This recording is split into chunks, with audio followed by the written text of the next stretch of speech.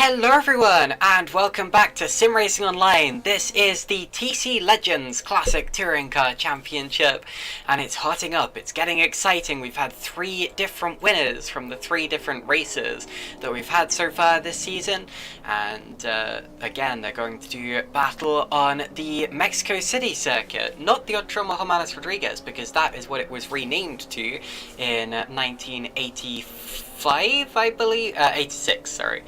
Well, that was the first time F1 raced there under that name anyway, but yeah, we are back here anyway. The Mexico City circuit in its classic historic form. 1967 this circuit is based on, a year where Jim Clark won the Mexico Grand Prix, and you can see we do have some slight issues with cameras today, so for a lot of this broadcast I will be doing onboard cameras and other cameras like that. I did try to download a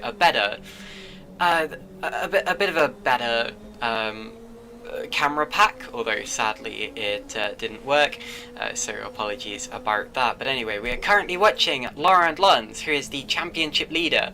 Hasn't won a race yet, but surely that's got to be his goal today, because he is leading the championship. None of the drivers who have won any races so far this season have actually made all of the races, which is keeping the championship close and unpredictable.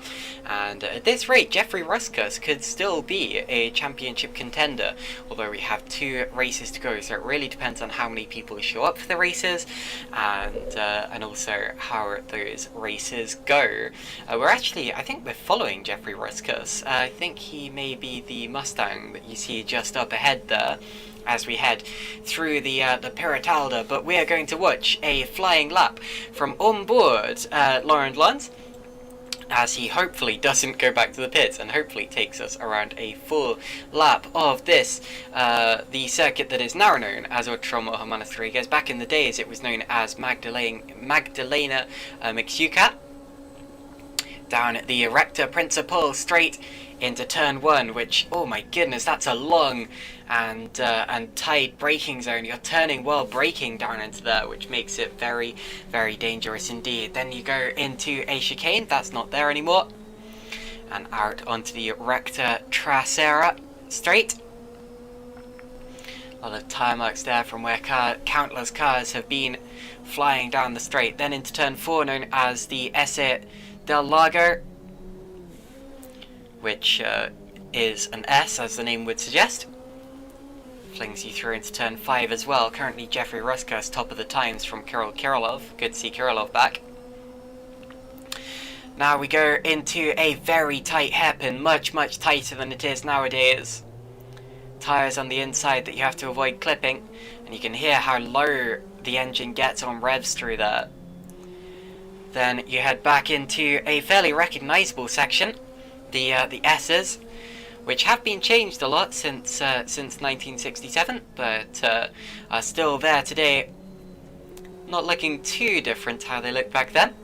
This second part is very recognisable, and that flings you out towards the final few corners of the S's, and then the Piratalda, which is the final corner of the lap, and the Piratalda is going to be the banked corner that we're about to experience. First hand from Laurent Lons. He's currently 3rd in the times, just over a second behind Ruskus. Very fast banking corner. This is where Ricardo Rodriguez was killed, and that's one of the reasons that this track is now known as the Autódromo Hermanos Rodriguez. Ruskus has just improved his lap. Lons improves as well, but stays 1.5 seconds behind him in 3rd place. So it's a relatively spread out field today. Let's go. Oh, nope, that was the wrong button. Oh, big crash there. Kirill Kirilov's obviously had a spin, and someone, I think Max Shepard? No, Shepard is in a different livery at BMW today. But anyway, someone went straight into him. Let's do a custom customary check of all of the different types of cars that are racing today. Here's Jeffrey Ruskus. He has a Mustang. That would be a Ford Mustang from the 60s. Then you have Lauren Lund's BMW 2002. Very popular car in this series. Paul Anstey has a Toyota 2000 GT. Hasn't appeared to be one of the strongest cars this year. It seems to be a little bit down in terms of straight line speed, but still okay. I wouldn't want to make side-to-side contact with it though. Look at those wheel spokes sticking out. That is an easy puncture. Look at how the there's no barrier between the two sections of track here, so anyone who gets it wrong is just going to bounce straight across into oncoming traffic. Hopefully that doesn't happen too much. The Mazda RX-3 today is being driven by Johnny Gutierrez, who has been racing against me in the Multi-Class Endurance Championship recently, and Johnny is a strong contender. He's fourth fastest so far, and this is actually his debut in the series. He hasn't made any of the other rounds of this championship so far. Max Shepard is in a red BMW 2002. She was in a blue one last time out. Kimi Martikainen in the massive Mercedes AMG 300 SEL. And I'm glad to see, as he clips the tyres slightly, glad to see Kimi back out there in this gigantic beast of a car. It's always one of my favourites to see racing. Ended up in the sea last time out at Monaco, if I remember correctly. Another Mustang. Another Toyota. Here we go, Ford Escort, that's another new one. Or not a new one, it's been in the championship since the start, but great to see it. The Ford Escort out on track. We've got quite a few of those as well. This is Shaba Lacko, who's currently 7th in the order. Phil Brown has an MGB GT.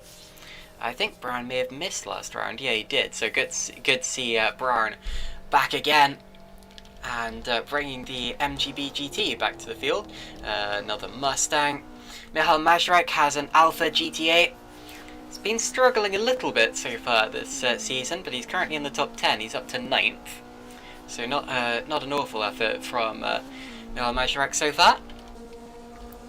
And then we have a couple more BMWs and another Alpha. And here we go. This is, I think, the last remaining car that you haven't seen in the field, which is the Porsche 911 RS. Took pole for the first run of the season and won with Tony Talviti behind the wheel, although Talviti is not here today. And Mark Johnson has one of those. Kirill Kirilov also has one. You can see him in the yellow camel liveried car. And another Mazda. That's good to see. So far this season we've only had one Mazda RX-3, although Stefan Lagodin has a second one out there. Oh, getting it all wrong over the tyres and very sideways. Well, he's on an outlap, so that won't affect him too much, but needs to get out of the way. Someone going through there, pull up him on a lap. And that is our tour of all the cars in the field. So we now have just under 5 minutes to go in this session. Just over 4 minutes, I think, would be more accurate. Past the trees, through the Piratalda, goes Jeffrey Ruskus. I always get the Piratalda confused, or Piratalda, confused with the Piratella, which is a corner at Imola. Now Ruskus there, I think, got held up through the final corner by a crashing Mazda, although if he hadn't, he probably would have improved his lap again, which would have been very impressive, seeing as he's already over 1.1 seconds faster than anyone else in the field. Lauren Lunds coming down the straight in his BMW. Is currently 3rd in the order. The top driver in this session who hasn't scored a victory yet this season is Kirill Kirilov in 2nd position, although Lund is, of course, our championship leader, and he is also yet to score a win. In terms of the championship, this is how the order goes. It's Laurent Lund ahead by 8 points of Shaba Lacko. Both those drivers have made every race so far, as has Lorenzo Galuzzi. And he is 3rd in the championship and 8th in the qualifying order. Jeffrey Ruskus is the top driver who hasn't made every race. He won the round at Interlagos, and he is currently sitting pretty in pole position. John van der Geest in one of my favourite livery cars. Actually, let's go and have a look at Van der Geest quickly. I always love this livery. Oops, of Escort. Lovely, lovely rusty number 69 with a replaced door, written on number in marker paint. Absolutely brilliant. Of course, it's deliberately like that. It's not as if a sim racing car can be dragged out of a barn after 50 years, but it gives that impression. That's wonderful. Anyway, back to Lons. He is still on a lap, I think, potentially, heading through the S's. I always think it's strange that they have tyres as curbs here, because surely that's dangerous. It can easily flip cars up.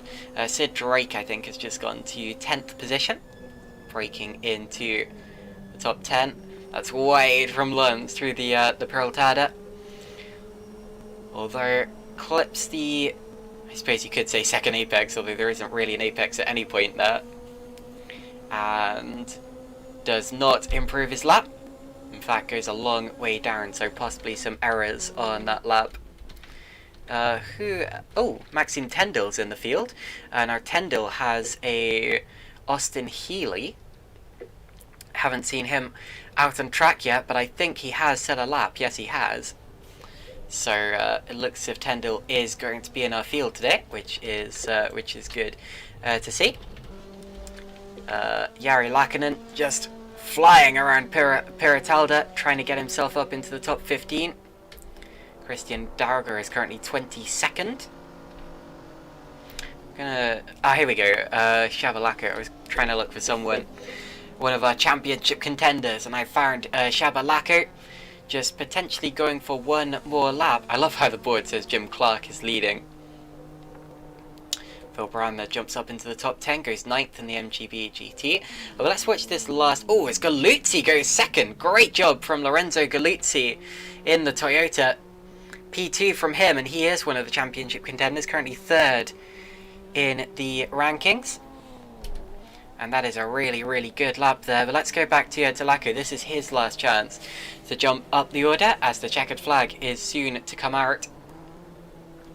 Only 7, 6, 5 seconds until it does. The Mexican Grand Prix, of course, was held at this circuit for the first time in 1962, although it was a non-championship race won by Trevor Taylor and Jim Clark sharing a car. Then the first actual World Championship Grand Prix was also won by Jim Clark in 63, and he won again in 67. So this was, as Lacko's backed off, so it looks as if he will not be going any faster. Let's see if we can find any of our other contenders. What about Galuzzi? He's currently heading down towards the hairpin. He's 1 second off from Ruska, so I'm not sure if he will be improving. Laurent Lons just coming out of the final corner, crossing the line, and goes up to 2nd. That's important for Lons. Goes up to 2nd. Sorry about what I'm doing with the cameras. I'm trying to find somewhere, trying to go back. Okay, there we go. Next person across the line looks as if it's going to be Mac Shepherd in the BMW.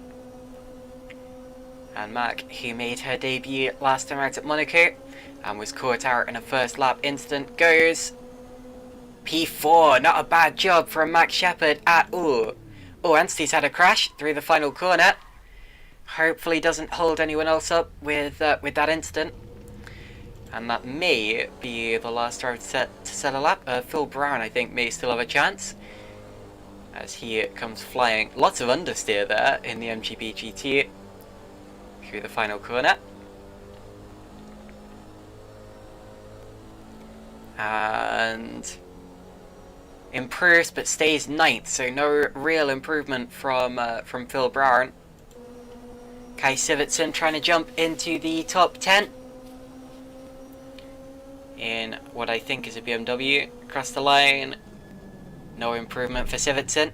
Not sure quite why he went down to the inside line there, but oh well, I suppose. And I think with Van der Geest pulling off there, that may be it for qualifying. Indeed, so Jeffrey Ruskas takes an absolute dominant pole position, almost a second faster than anyone else. Laurent Lons is P2. Then it's Lorenzo Galuzzi, Max Shepard, Kirill. Not sure why Max Shepard's showing up as Belgium there. She is definitely Scottish. Kirill Kirilov, P5. Paul Anstey is 6th. Johnny Gutierrez 7th. Then it's Shabalako, Phil Brown, Sid Drake. Michal Majerek, Kai Sivertsen, Mark Johnson. John Vandergeest will be disappointed with P14. Kimi Martikainen, Mariusz Lebioda, Bill Grukok, Christian Darga, Paul Upham, Jari Lakinen, Maxime Tendel, Andy Yates, and then Stefan Lagodin and Otavio de Barros did not set any flying laps. Not sure if de Barros is going to be driving. I'm pretty sure that he was told that the order was full, but anyway, we'll see, I suppose. Apparently... Oh, it looks if yeah, there may be a little issue with attendance because Jose Branco was supposed to be in this race, and I don't think that de Barros was. So maybe maybe there's been a little bit of a miscommunication there. But anyway, I'm sure that will be sorted out. Probably not before the start of the race, though, unfortunately. But whatever the case, the race will go ahead. Hello to everyone watching in the YouTube stream. Good day to Zero Bandwidth. Great to see you here. Mateus Marcal, right? Unless I'm completely getting that wrong. My apologies if I am. Mazza Esco says, go Maddie, woo. Maddie, of course, being Max Shepard, who starts from 4th position. Thijs Lepstra says, Ruskas will win. Well, that looks very likely because he's 9/10 of a second faster than anyone else on track at this point in time. And now we get ready to start the race. Zero Bandwidth says, Laurent will be pleased with that, I'm sure. Great improvement. Shepard as well. Indeed, both those drivers had a great qualifying session. Just over a second separating the top 5. Indeed, that is the case. And actually, it's very close between 2nd, 3rd, 4th, etc. It's just a shame that the front of the order is so kind of stretched out. Now, I don't know if I'll be able to get a good view of this this start. So let's go with this view so we can see all of the drivers like this. Zero Bandwidth also saying, perhaps Mac is showing as Belgium because she just came here from the spa. Well, I'm pretty sure she didn't, but anyway. Here come the 6 red lights, and when they go out, we will be underway here for 1 hour of racing at the Magdalena Mexuca. And go! Go, go, go! Jeffrey Ruskas gets a good start as he pulls away ahead of the rest of the field. Lons gets a really bad start. Now I need to go back to the pit so that my car doesn't hold anyone up. Ruskas, they're really pulling away. Who's going to be second? We've got the master of Gutierrez coming through. Kirilov is on the inside. Look at Martikainen! Look at Kimi Martikainen flying through in the Mercedes on the grass, starting P14. And it's going to be up to second! And they're 4 wide! Well, nearly got up to second, had to back out of it, but that was an amazing start there from the as Lons gets sideways there heading into turn 2. Do they all make it through cleanly? I think I saw someone going off a little way in the background. Indeed, that's whoa, Toyota going all sorts of wonky there. It's not Galuzzi, you'll be pleased to hear. I think it's Christian Darger, it is.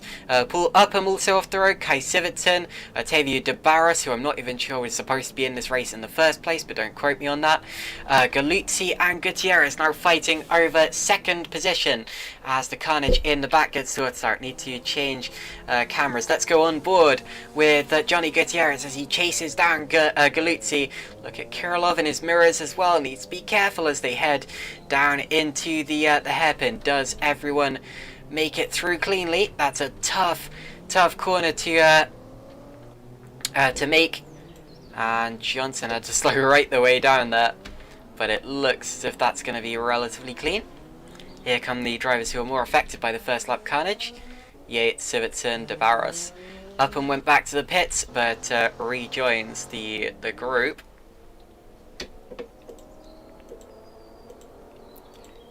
Anyway, through the S's for the first time, Ruskas with a huge lead of 2 seconds from Galuzzi. And then Gutierrez and Kirilov.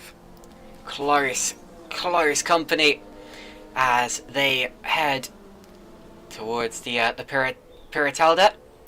Shepard now up to 6th, fighting with Lons. Shepard didn't get the best of starts, but I am just amazed by the pace of that Mercedes down the straight. That was phenomenal there. 6 wide on the front straight, Zero Bandwidth says they spotted. That would have been quite incredible if it was. I'll have to look back at that afterwards. Here as well comes Paul Anstey in the Toyota. Shepard getting a little bit swamped down the straight. Here they all go towards turn 1. Lons on the outside, Anstey on the inside. Anstey gets both of them. Good move from Anstey with the slipstream and the overspeed. Shabalako challenging as well on the tail. Ooh, runs a little bit tight. Gets over the grass. Looks as if he just overcompensated for that corner a little bit. But anyway. Down the straight, someone going very wildly off in the background. That's Lebioda.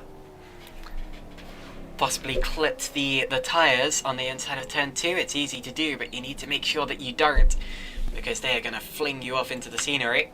Good to see the Austin Healey in the field as well. So Tendil has got out there. Didn't see it on track in qualifying, although it did set a lap. Johnny Gutierrez close to the back of Galuzzi in that 3rd position. Whoa, getting well and truly over the curbs there. That was quite something. I love watching these classic GTs drifting through the corners near opposite locks, says both Zero Bandwidth and me. Because absolutely it's fantastic to see. Gutierrez not so keen on opposite lock. Although you do see that especially with some of the other heavier cars like the Mustangs. No Ford Fairlane today sadly, but anyway.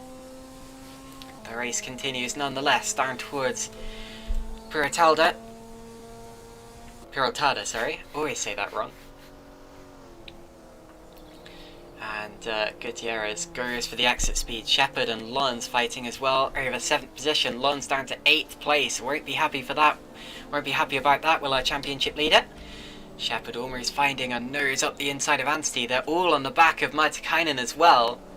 And Shabalako's found them.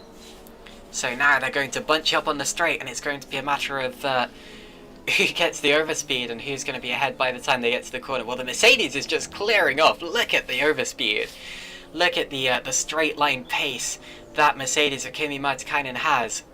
That is going brilliantly at this circuit. And Anstey keeps 6th place from Shepard and Lons. Lons running very wide. Lacko opting for a slightly tighter line. Possibly for visibility. Possibly to try to see where he can turn into to turn 2 and when he should. Hello to Andrew Williams as well. He's joined us in the YouTube chat saying can see how anyone can enjoy running away at the front on their own for half an hour. Well, for an hour. Well, Jeffrey Ruskus obviously enjoys it. Kirilov's off. Kirilov running through the grass. And is that damage on his wing mirror or windscreen? Sorry, or is that dirt?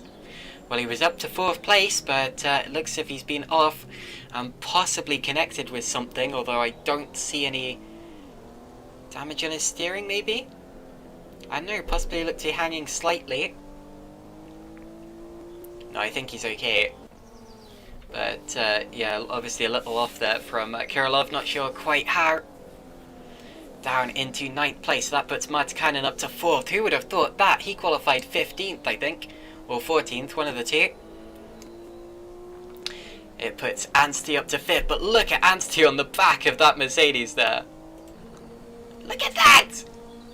The Mercedes very fast in a straight line, but not quite so good through the corners, and he is holding up this big pack of cars. Completely allowed to, of course, and I think they're going to go 3 wide here. Shepard and Anstey in it as well.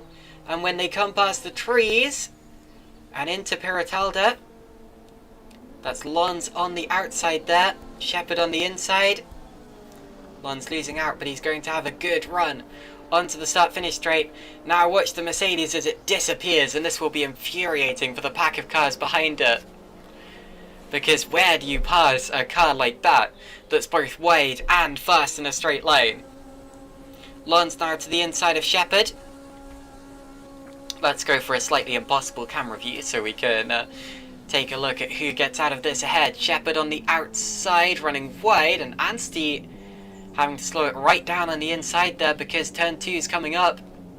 Now this is where the Mercedes ruling ends. Down the straight again. Lons to the inside of Anstey, maybe. 3 wide. Ooh, they just about go 3 wide, although Lons backs out of it. And Shepard and Anstey just about get away with it as well, but there's the Mercedes. Now let's have a look on board with one of these cars to see just how slow the Mercedes is through a hairpin. Let's go with Shepard actually, because he gets a better view of it. Ooh, Martikainen runs wide and there's contact and Anstey's spun. Anstey goes around and is he beached on the curb? It looks as if Shepard just misjudged that slightly and Anstey went for a spin. That's a shame for Anstey. Oh, and Shepard's backed up. Very sporting from Max Shepard there. Mac is a very nice person, and yeah, that just proved it there. That was very sporting. She knew she'd made a mistake and tagged Anstey into a spin. But that does give some clean air to Martikainen and Kirilov now. Kirilov's got past Lons and all of that melee. And it'll be Kirilov who now has to focus on getting past Martikainen. And actually, possibly has a good chance too, because yes, that Mercedes is very fast in a straight line. But to be honest, so is the Porsche. Here we go. Pirotada again. Said it right this time.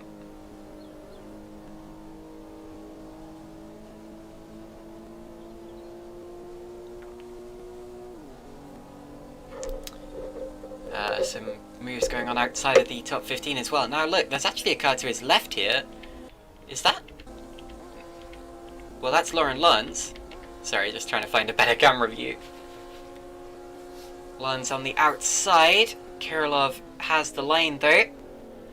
Now this is a tough place to go side by side. It's a curved braking zone, which is the nightmare, the bane of any racing driver. Lons makes it stick though. Or Kirilov, sorry, makes it stick. Stays 5th. Now towards the S's. Lacko taking a look as well. Well, I say the S's, what I actually mean is the Esse del Lago. The Lake S's, potentially. I think my I think I'm getting better at understanding foreign words sometimes. Here we go into the hairpin. Lons getting very close to those tyres but not clipping them. And I keep using the words holding up when I describe Martikainen's Mercedes, but I have to say he is completely he has a right to be there. He has the right of way, and it's the faster car's job to find a clean way through. They're on the same lap as well. And what's happened to Ruskas? Ruskas appears to have disconnected, has he? Well, unless I'm very much mistaken and he's about to ping back into existence, which can happen sometimes, Ruskas has disconnected from the race and Galuzzi leads. Well, it looks as if that's the case. Let's just wait until they cross the line and see if that does anything. I think Jeffrey Ruskas is out, so Galuzzi leads the race, and that's a big shame for Ruskas, who was potentially still a championship contender. And Galuzzi looks set to inherit a huge number of points over his rivals here. Lacko's down in 6th, Lons is down in 5th. So it's Galuzzi first, followed by Gutierrez.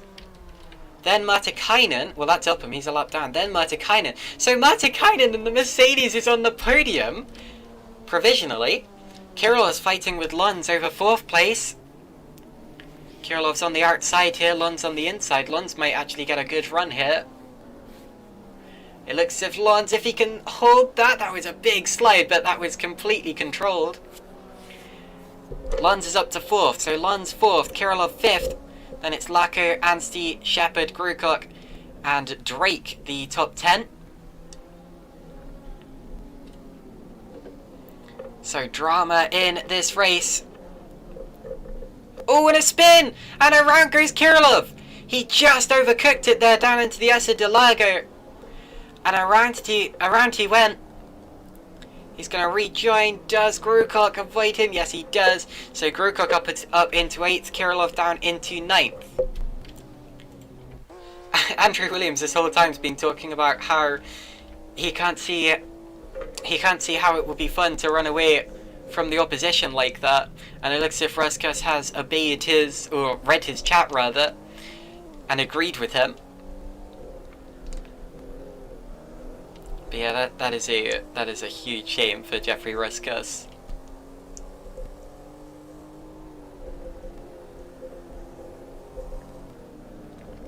Through the S's. Ooh, just misjudging the Mustang there was Kirilov. Lucky not to run into the back of him. Of course, the Mustang a lot heavier than the Porsche, and not rear-engined, so it struggles a little through the S's in comparison to the Porsche. But Kirilov should be able to make a move into Piratella maybe, or Piratella. Peraltada, of course. Or Lauren Lunds, I think, is making a move on Martikainen. Well, he's on the outside on the exit of Peraltada. Although, look at the speed of that Mercedes. That is insane. On the first lap, we just saw him flying past on the grass, getting past everyone.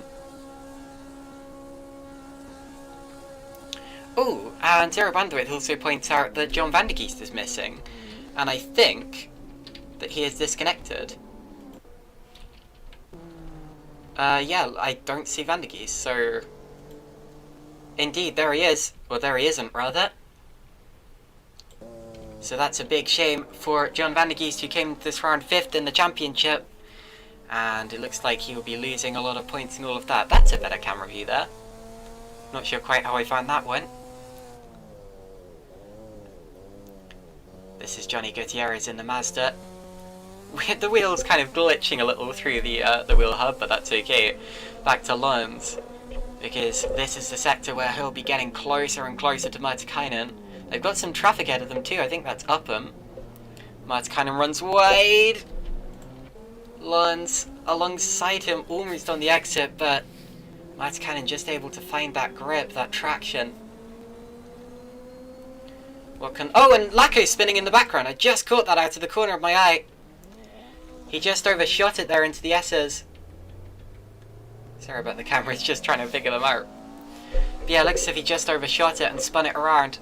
And through goes Grukok. And possibly Kirilov. Kirilov's alongside him. Oh, and I think they touched. Kirilov around. And out of the top 10.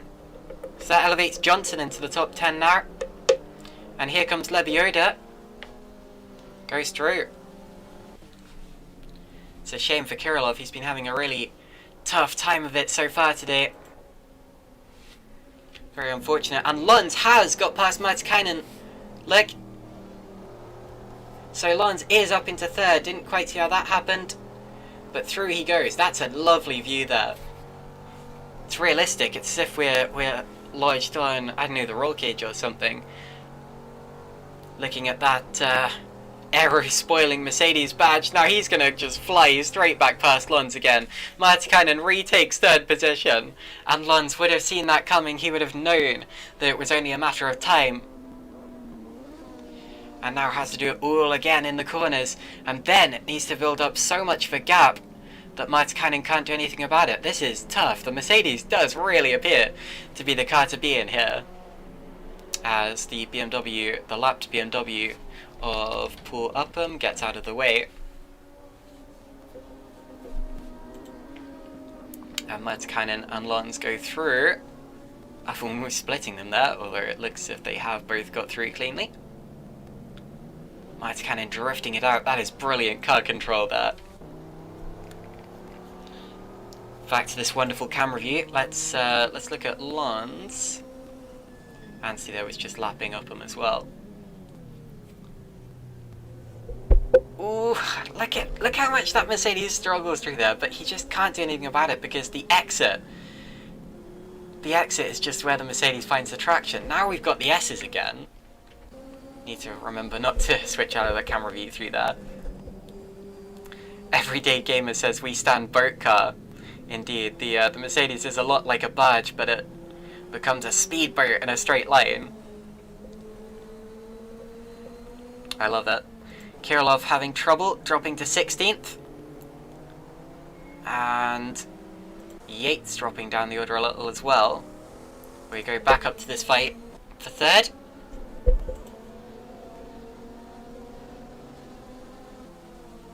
Andrew Williams says, I'm betting on Martikainen for a podium. I always bet with my heart rather than my head. Indeed, this would be quite a drive if he was to finish on the podium.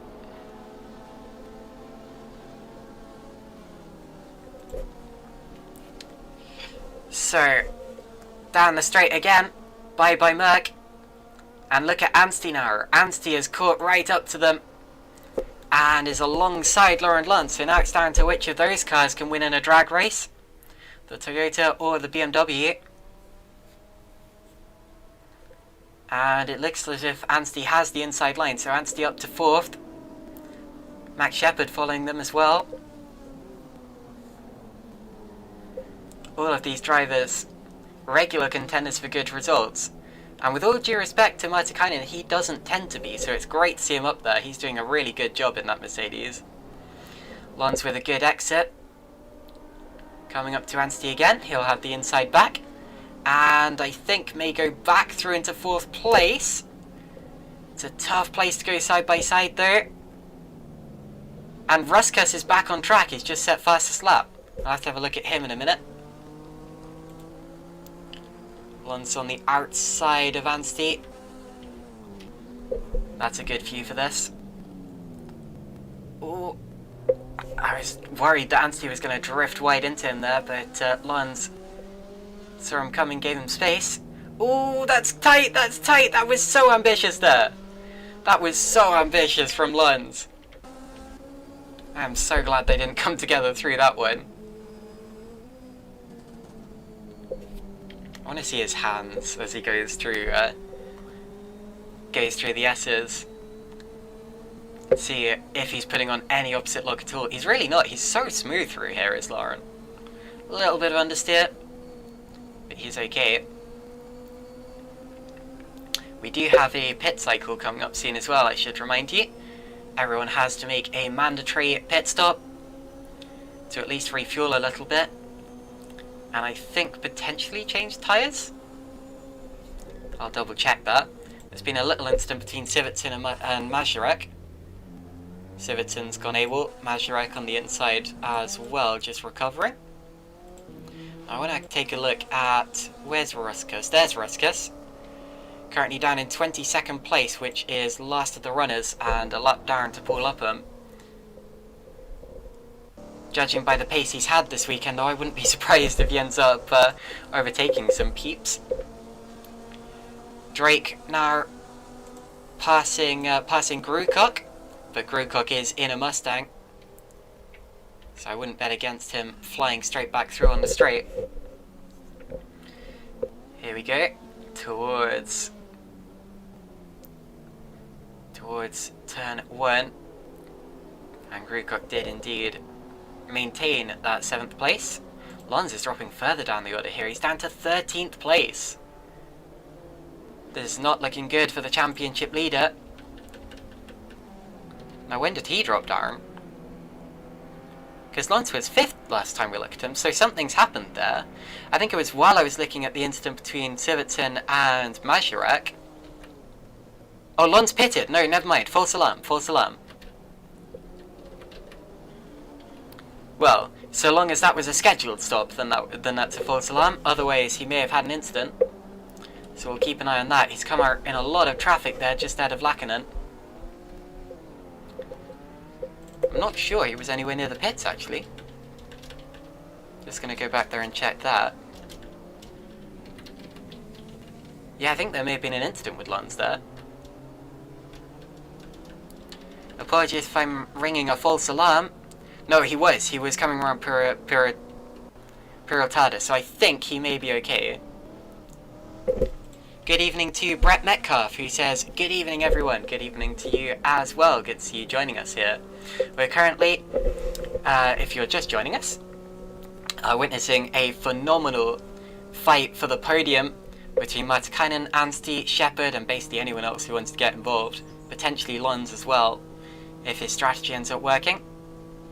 But as you can see, the other cars are so much faster than the Mercedes through the corners, but as soon as you get onto the straight, it's bye-bye Merc, and it gains maybe a second or two over the opposition on the straight alone. Now that Mercedes actually started 14th or 15th in the order. I'll go back and check exactly where it was. But made an absolutely phenomenal start, flew past everyone on the grass. It was 15th in qualifying, I've just checked. And it's already up to 3rd in the race, because it's not technically that fast over a lap, but made an absolutely phenomenal start. And from then on, it's just been impossible to overtake. It's too wide, it's too fast. You can't do it. Does that Merc have DAS? Says Andrew Williams. I think it has DRS, looking at how fast it is down the straight. Goodness me.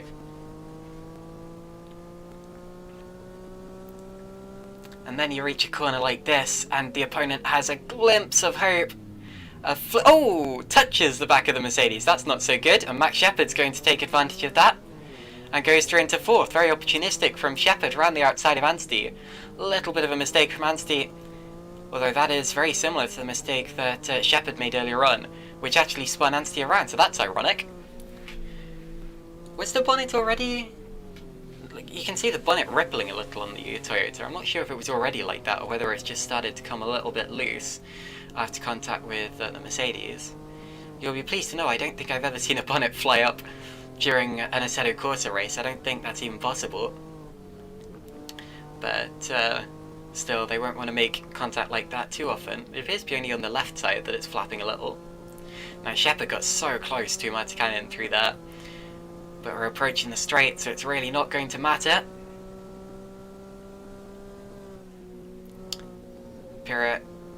Piratalda is the last chance for you to even get close to the back of that Merc.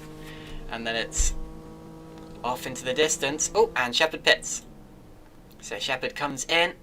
One of the first front runners to stop. Of course, Lons did.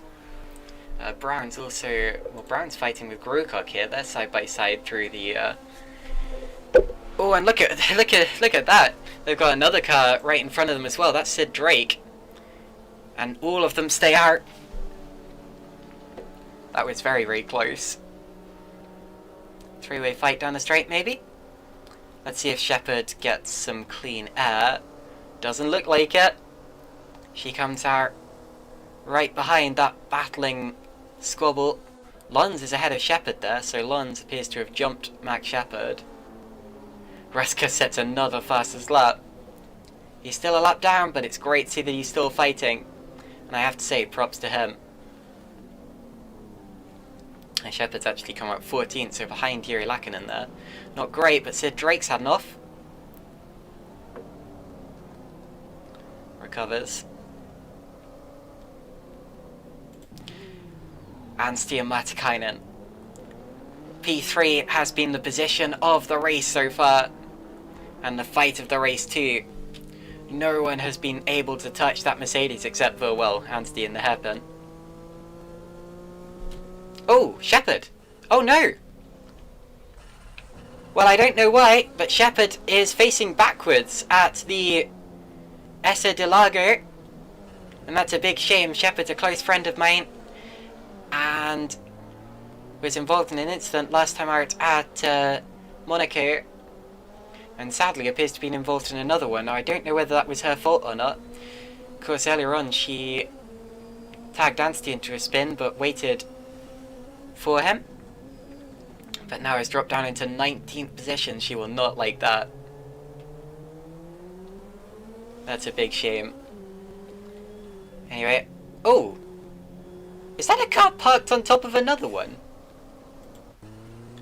Well, something happened there. I'm gonna see if I can find that. I think it may have cleared, actually. whatever it was, there appeared to be a car parked on top of a curb or something. Oh, Shabalako's out of the race. Now, I don't think it was Lacko who'd stopped there, but Lacko, I'm afraid, has dropped out. And that's dramatic in terms of the championship fight, because that means that Galuzzi and Lons are going to be gaining a load of points over him. Galuzzi may even take the lead of the championship if they continue on like this. Big shame for Lacko. Didn't see how that happened either. Whoa, that was a great corner there from Galuzzi. Very soft rear suspension on the Toyota. It seems to really float into corners like that.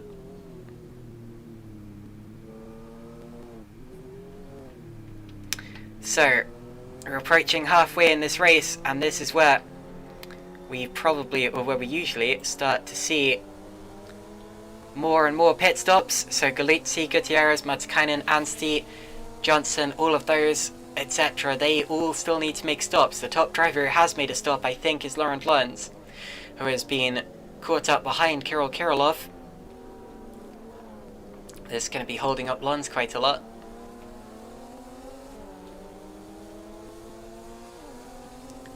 Does he go for a move into the hairpin? Well, Kirillov defends, actually. Not sure if he knows that Lunds has made a pit stop, but anyway. Into the hairpin they go. He is obliged, or not obliged to keep the position, but he has a right to fight. Here's Anstey. We're on board again with the Toyota. Looking at the massive rear end of that Mercedes. Towards Peraltada.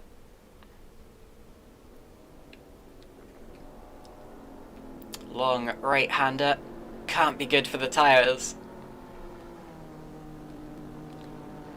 And they all stay out there. Oh, Anstey's in the wall! Anstey has bounced along the wall. Does he pick up any damage? I think his steering's hanging a little bit. You can see his left hand's higher than his right.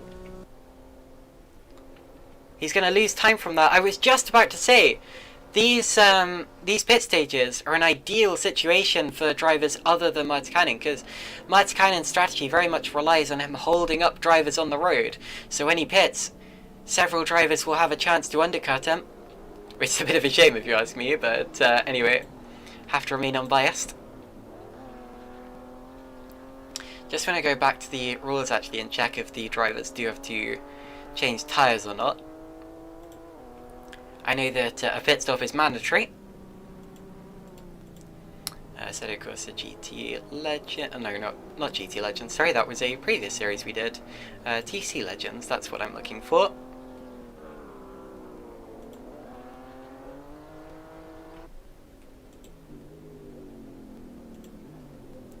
Yes, indeed. You do have to change all 4 tyres, whether you need to or not. But at this circuit, that's probably quite a relief with the long Peraltada corner. The first corner with these cars is incredible, says one of my friends on Discord. Indeed, it absolutely is. It's a one of the worst kinds of corners, which is a curved braking zone as Shepard passes Lebioda. Lebioda's still on the outside, that's close. Majorek involved as well. Still no stop from the leaders. Galuzzi's bonnet appears to be flapping as well. So it appears to have slightly weak bonnets here. Or hoods if you're American. Brown and Grewcock going at it. Not sure I've actually been on board with an MGB GT yet. Let's go slightly further back so we can see them when they're side by side. Husky Energy sponsored Canadian MGB GT.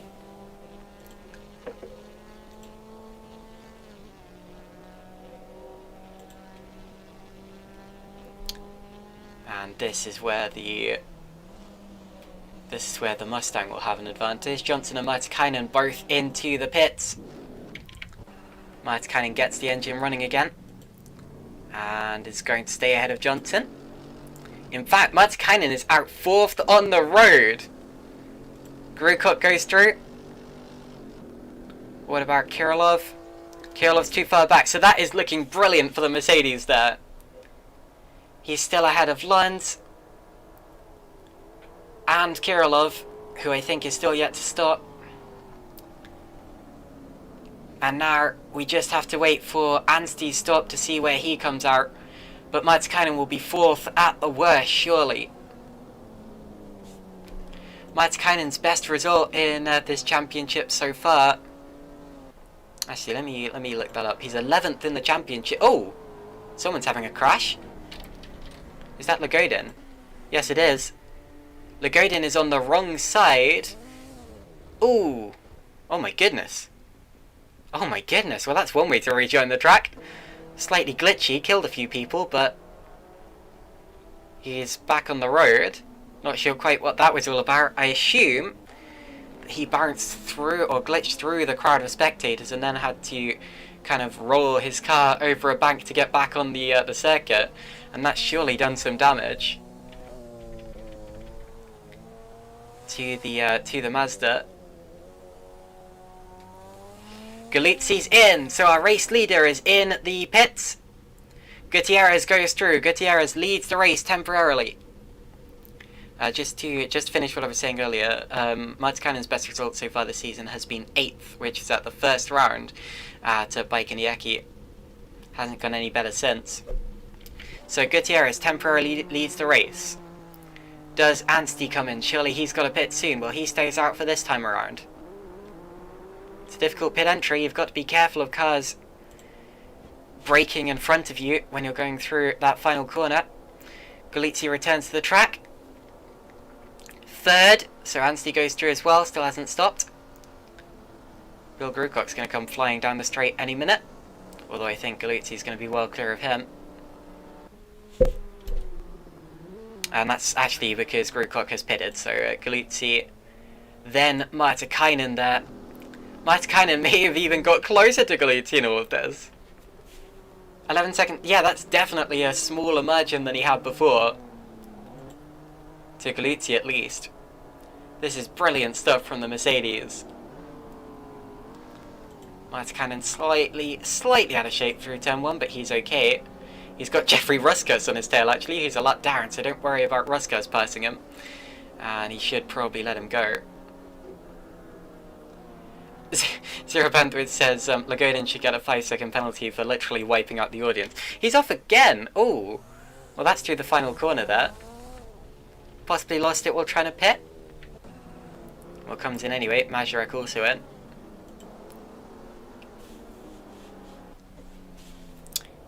So, Shepherd on Grucock.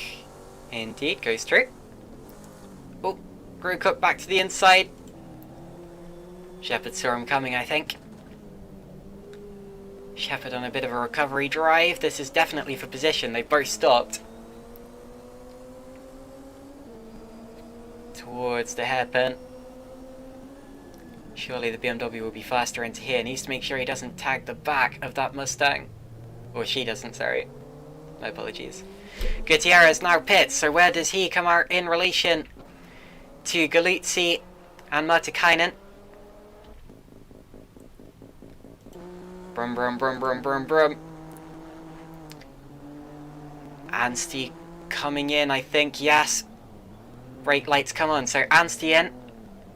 Now this is important. Where does Anstey... How does Anstey relate to Martikainen? Well, here comes Galizzi. Number 1. And that's about to become very accurate, I think. Oh, it's getting much closer. Look at that. The leaders side by side. And Galizzi does lead the race. But it's so much closer than it was. Gutierrez honking his horn for some reason. Now what about Anstey and Martikainen? Martikainen is third! Anstey is dropping miles down! Kirilov also pits. Martikainen third by almost by 2 seconds from Lund at the end of the straight. Johnson 5th, Drake 6th, Anstey 7th. Kirilov dropping outside of the top 10, I think. Actually, no, I think he's going to come out still ahead of Lebioda. Is that I think I saw a Lotus 49. Huh. There appeared to be a Lotus 49 stopped on the outside of the pits. If anyone else pits, I'll see if I can see that. But anyway, Lotus 49, of course, a very famous Formula 1 car, won the championship with Jim Clark in 65, sorry.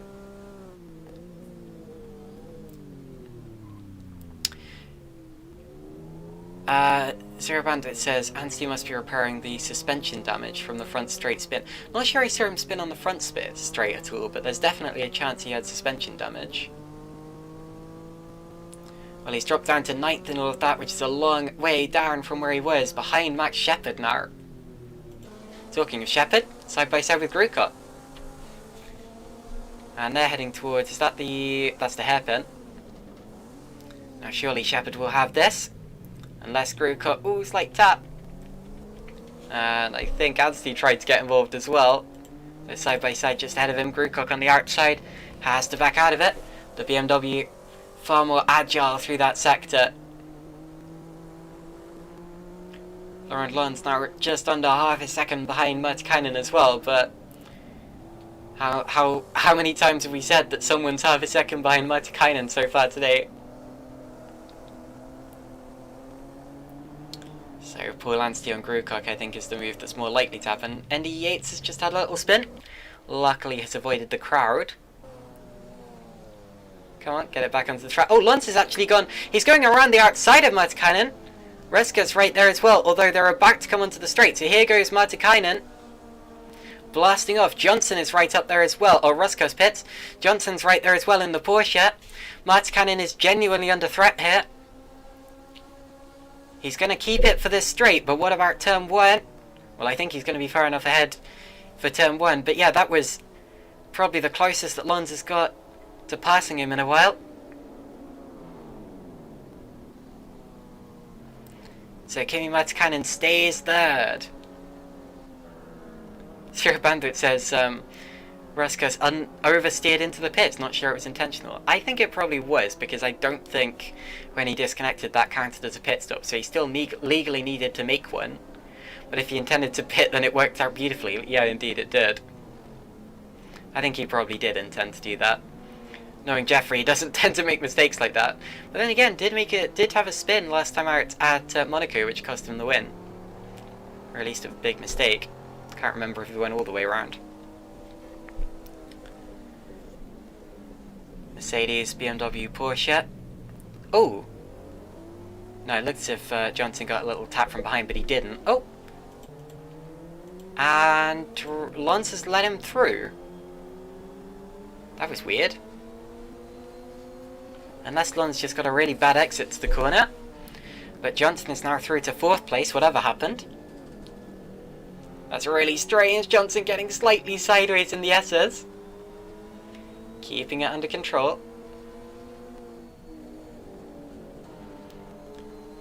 Mercedes running slightly wide with Martikainen behind the wheel. Keeping it out of the hedge though. Actually, I think it's more like a stone wall on the left hand side there. On the exit, Lons gets a much better exit than Johnson. He could be a proper threat here into the Pirotada. Yeah, he's still on the inside there. This is a proper threat. I think it might be a drag race down the straight between these two. Here we go, exit speed. And I think the Porsche has it. I think so anyway. Here we go towards turn 1. Martikainen still trying to break the toe of them, I think, pulling over to the right hand side, even though you don't get much for slipstream in these cars. Porsche on Porsche might, but oh, Martikainen very wide. Probably the widest I've seen him through turn 1, but that's okay, because it gives him a good run into turn 2. Keeps his braking straight down there. Johnson and Lons more likely to attack. Under 20 minutes to go, we're over 2/3 of the way in. It's Galuzzi leading by 4.5 seconds. Tendel and Lebioda are side by side. Tendel, I think, just getting past in the Austin Healey on the straight. Well done, Tendel. Yeah, as I was saying, it's Galuzzi leading from Gutierrez. Then that fight between Martikainen, Johnson and Lons, which is so close there. Then Sid Drake, Max Shepard, who is fighting still with Polanski. Then it's Grukok fighting Kirilov. Then it's Brown, Tendil fighting Lebioda. Mazurek and Lakinen are pretty much side by side there. Well, they are side by side. Lakinen up the inside. And there's also a fight going on over 9th. I think Grukok's just kept that. Want to check what happened here. Yes, Lakinen has got 14th from Mazurek. But Kirilov, I think, was briefly... Oh, and Johnson's just passed Martikainen, has he? Yes, he has. What can Lons do? Well, this is the Peraltada, so what can Martikainen do on the straight? I think they're both going to get past him here, so Martikainen down into 5th. Johnson 3rd, Lons 4th. But now, this is Martikainen territory. Does he get them back again? This is important for the race, especially for Martikainen's race. He's going to get Lons. Does he get the Porsche, or is that a move pulled genuinely? I think it's going to be close. Martikainen to the outside. Into turn 1, and he does go back through. Martikainen keeps 3rd place. And that is very important for Martikainen's race. It looked as if he was going to lose 3rd place for good there. But really, the move's not over until you can hold off the Mercedes into turn 1. And that was not something they were able to do. Fantastic driving from Kimi Martikainen. Fantastic pace from the Mercedes. He's on the inside there of the Essa do Lago. Johnson might get him here. Johnson is on the outside, but he's going to have to back off surely. No, he's not. He's not. He's going around the outside. Round the outside. Does he make it? The Mercedes running wide. Contact.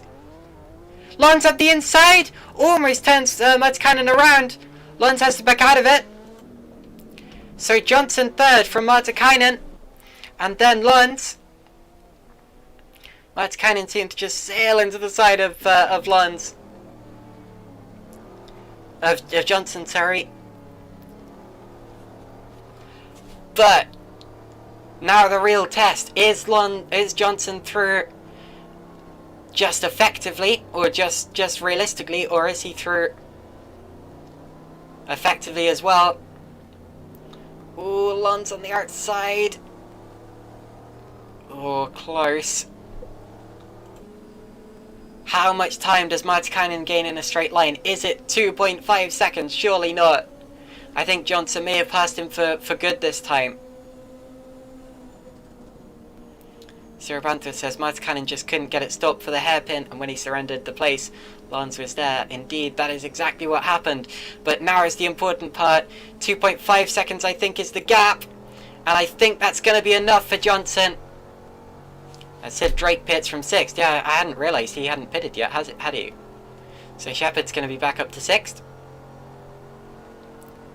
And that's it. Look at that. Johnson's too far ahead. So, Johnson is 3rd. Martikainen is 4th. Lons is 5th. And that is the effective order. Let's take a look quickly at the F1 car. Look at all the F1 cars! And that was indeed a Lotus 49. Loads of 60s F1 cars on the outside there. Drake, I think, may even still be in the top 10. Depending on where Brown is. Yeah, I think Drake's going to come out in the top 10. So, obviously leaving it late has worked for him. Well done, Sid. It's higher up the order than he was before, I think. What's going on to the front of his car there? I think there's a little glitchy effect on the front of his car. That's weird. Haven't seen that one before. Kirilov side by side with Grukok. Ulmrist on the brakes. Not that. I think he was thinking about the second part of the corner, but wasn't able to get alongside enough.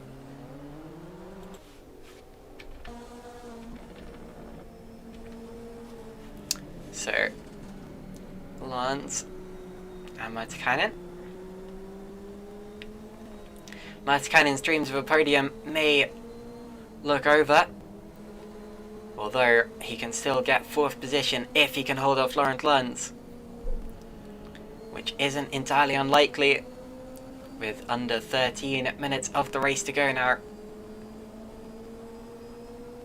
Towards Pirotada again,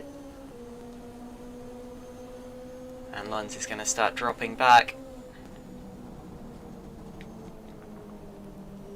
Slightly wide for Matikainen, but that's just his racing line through there. He wants to get the best exit that he can possibly get onto the straight. Grukok and Kirilov fighting.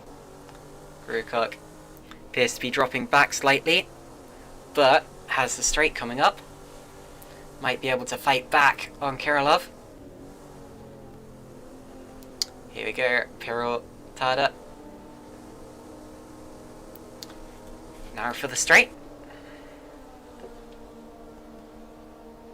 This is a real chance actually. He's less than half a second behind Kirilov. And if he can go to the left hand side of him here. He's leaving it late as they pass the trees. They're side by side into our view. And Grukok back through on the outside, but he's still on the outside of turn 1, but makes it stick. So Grukok there getting back up into 8th place, which he'd only just lost. And Kirilov is going to have to do slightly better than that. Takes a look to the inside again. Might be able to go for a move into this chicane. He does. Or at least takes a look. They're side by side. Grukok has to give him space. That's going to set him up bad for the exit. They lean on each other. Wow, they really leant on each other. Grukok has the drive, but Kirilov is still there. And Kirilov has to brake a lot later, or can brake a lot later. Grukok doesn't slide into the side of him like Matikainen did. And Kirilov is through. Great move around the outside of the tightest corner on the track. That was really, really nice there from Kirilov. Very well done. That was tight, as Andrew Williams pointed out, but it worked out. And Kirilov is ahead of Grukok again for that 8th position.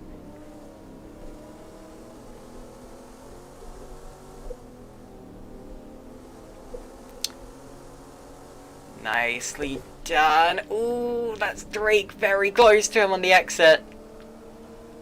Almost touching him. Glad he knew where his bonnet was there.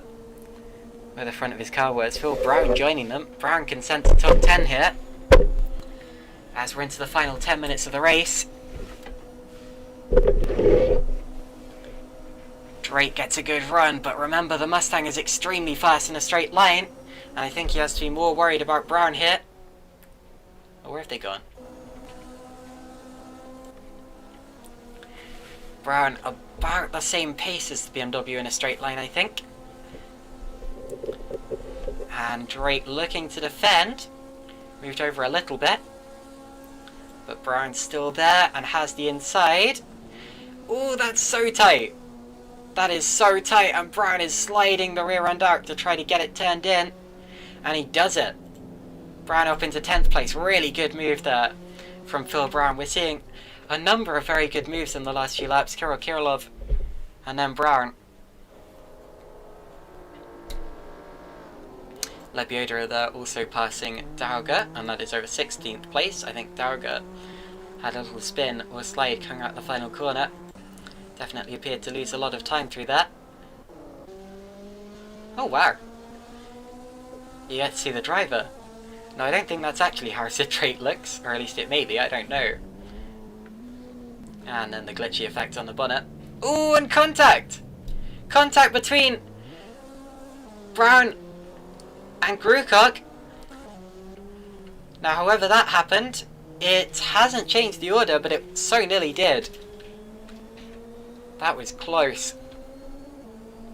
It looks to me as if Brown thought there was a gap there. But it was a gap that was always going to close. But yeah, I can absolutely see why he'd think there was one there. And why he'd go for it. Because it looked as if Grukok was running wide by accident. I think it was just his lane.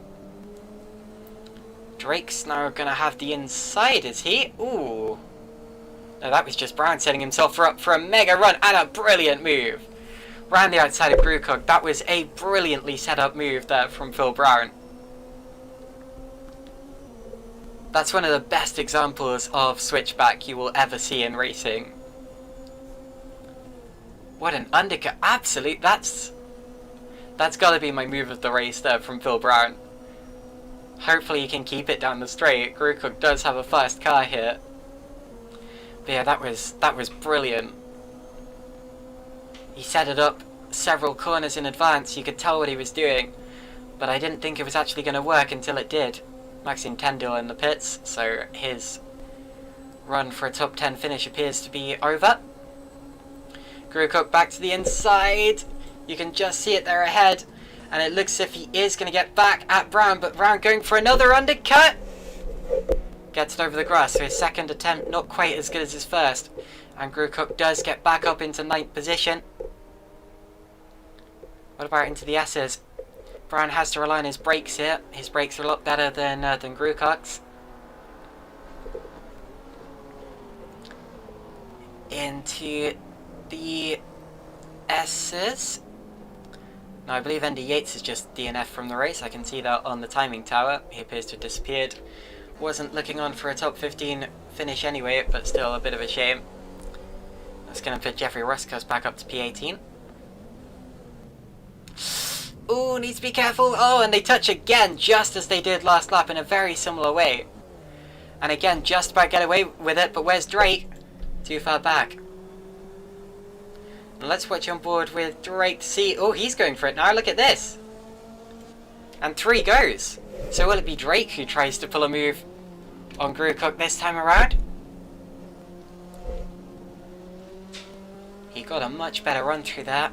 Brown needs to be careful of Grewcock through into the hairpin. Needs to provide for the braking distance difference. And look at Grewcock, there's contact. And Drake may be about to go around. He's on the grass bank. Grewcock's going to keep 9th. Brown is 10th. That was a little bit opportunistic from Drake, but there was a gap there. I'm going to say 50-50 on that one. So Grewcock 9th, Brown 10th, Drake 11th. Could have been a lot worse. I thought they were both going to come together. Or both going to spin, rather. Zero Bantwit says Drake slid a tiny bit wide and paid the price. Too bad. Grewcock was lucky he wasn't collected. Yeah, very true. They did make contact, but just about got away with it. Now Grewcock's going to pull away a bit here in a straight line, which has been the story of the race so far. Let's have a look back at this fight for P4.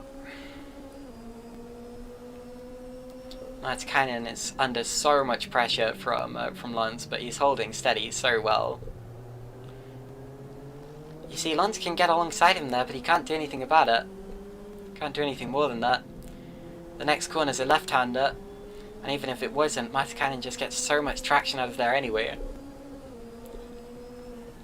And stays 4th. Gets over the tyres though, but Lons just can't do anything. Cutting the corner a bit. I've seen a lot of people doing that today. Looks if you can get away with it. Lons taking a look. Looks this way and that, but there's just no way through. And that's got to be so frustrating, especially when you know the next thing that's coming up is a straight. The circuit here in Mexico has one of the longest straights in Grand Prix racing. Not entirely sure just how long it is, but it is extremely long.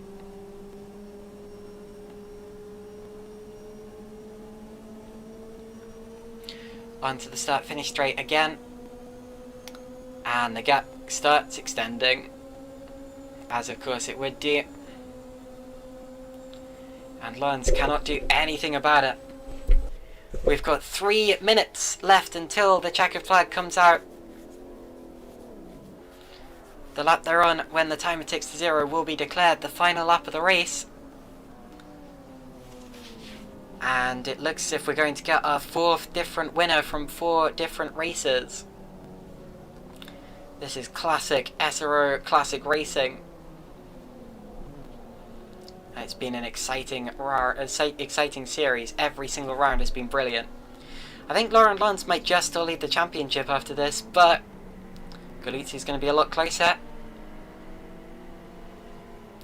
Andrew Williams says, and now Martin, it is time for your driver of the day. Well, I will take the role of Martin Brundle here and say it's got to be Kimi Martikainen. I mean, oh no, that was just, sorry, ignore me. Yeah, it's got to be Kimi Martikainen. His defensive ability has been so good through the twistier bits, and that start as well, putting two wheels on the grass, just the utmost bravery in a car that isn't technically that fast. He has out-strategied and outfoxed his opponents, I suppose you could say, and looks as if he's on his way to 4th place in a car that really shouldn't be capable of that, although still has to hold off Lons, the championship leader, which is a tough task.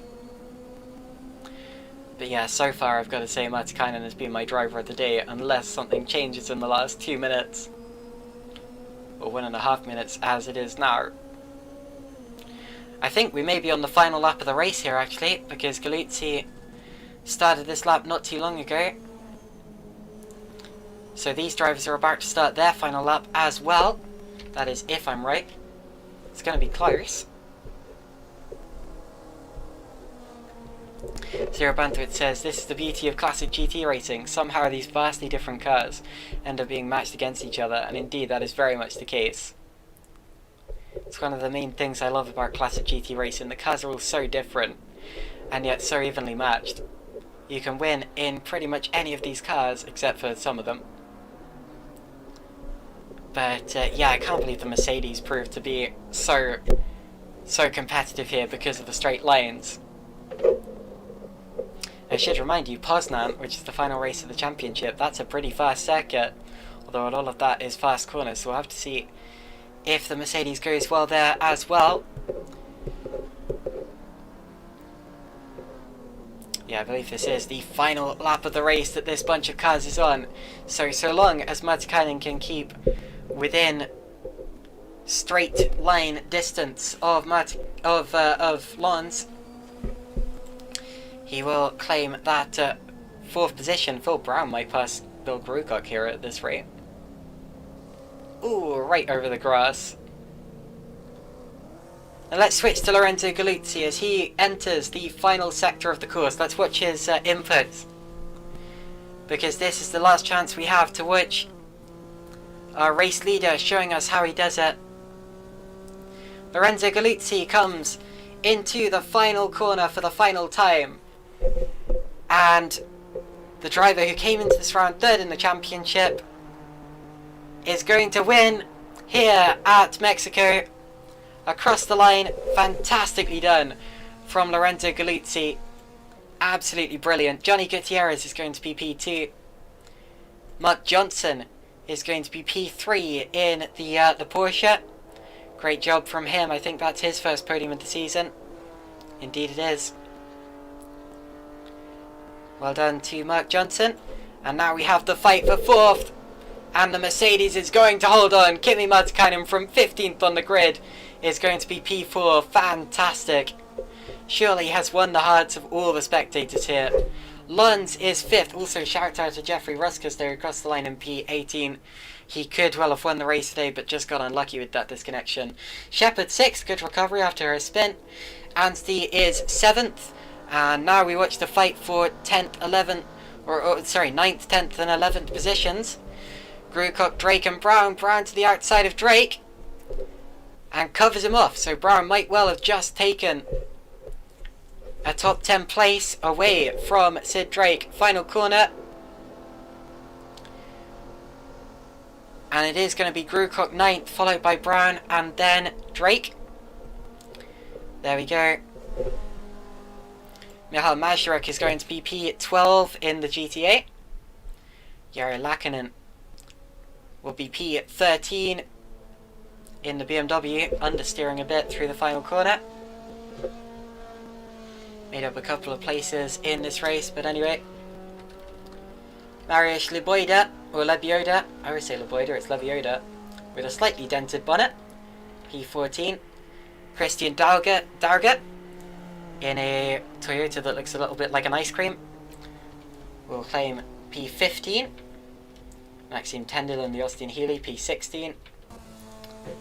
17th, and the last driver on the lead lap will be Stefan Legoden in the Mazda. So, Galuzzi wins, followed by Gutierrez, Johnson, Matikainen, Lons, Shepard, Anstey, Kirillov, Grukok, Brown, Drake, Mazrag, Lakanen, Lebioda, Darga, Tendil, Legoden, and Ruskas, with Legoden crossing the line now. So let's have a look at the full order, including DNFs. DNFs included Andy Yates, Paul Upham, Kai Sivertson, Shabalako, John Van der Geest, and Otavio de Barros. So that's that.